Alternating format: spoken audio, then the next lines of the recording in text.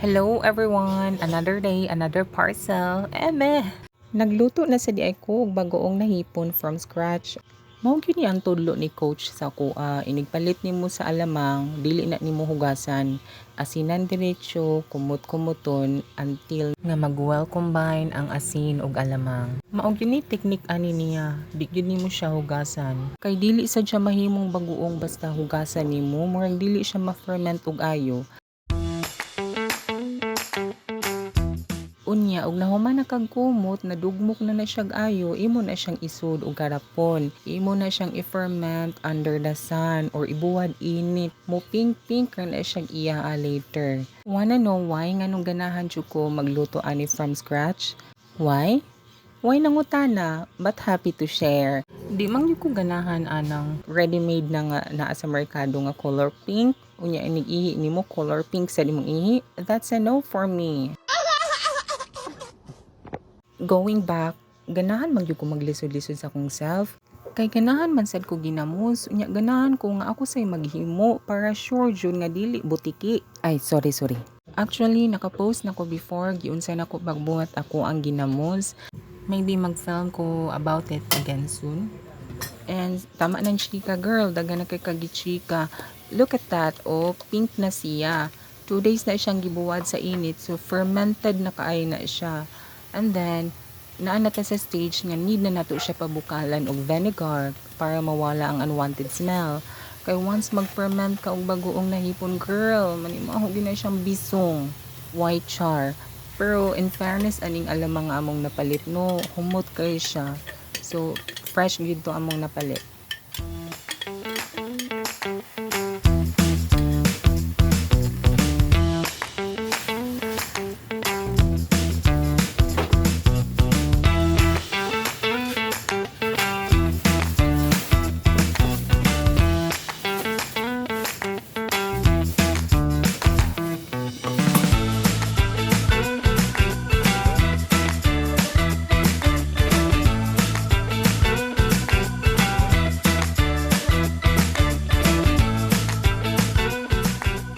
Natural namang maasim yung paksin. Ang paksil talaga maasim. Nagpapaksil na walang asim.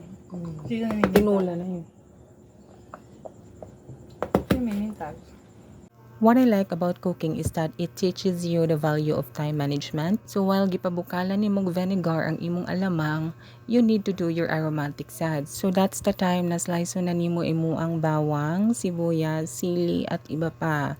But this time since version 2.0 na ni siya, na ani siya'y kamyas. Yes, you heard it right. Opo, tama po, kamyas. Mga 3 piraso.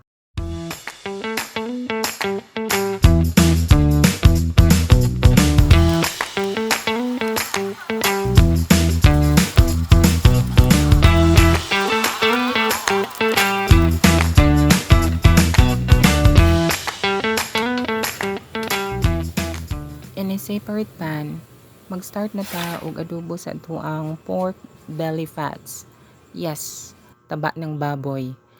Ato ni siyang pakupsan up until mag-extract siya og oil niya.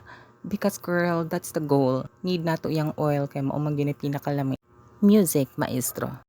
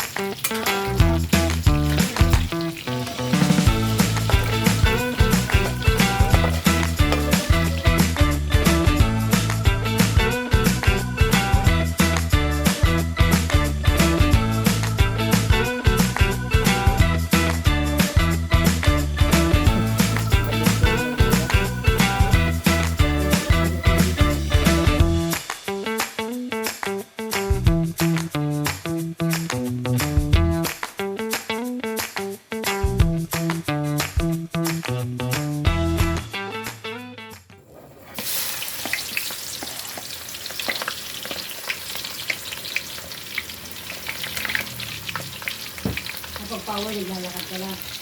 Oo. Kali sa ano.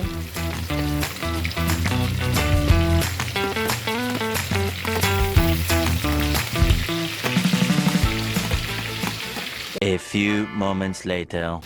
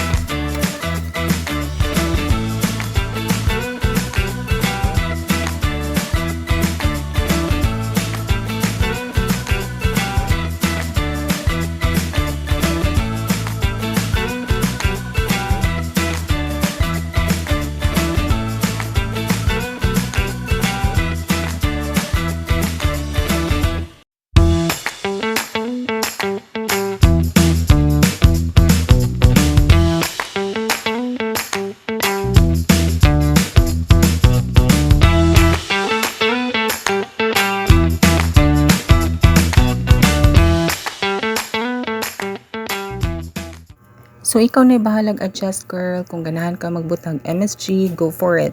Gibulbul na ka. So mo niyang final look. Very yummy. That's it. Bye-bye.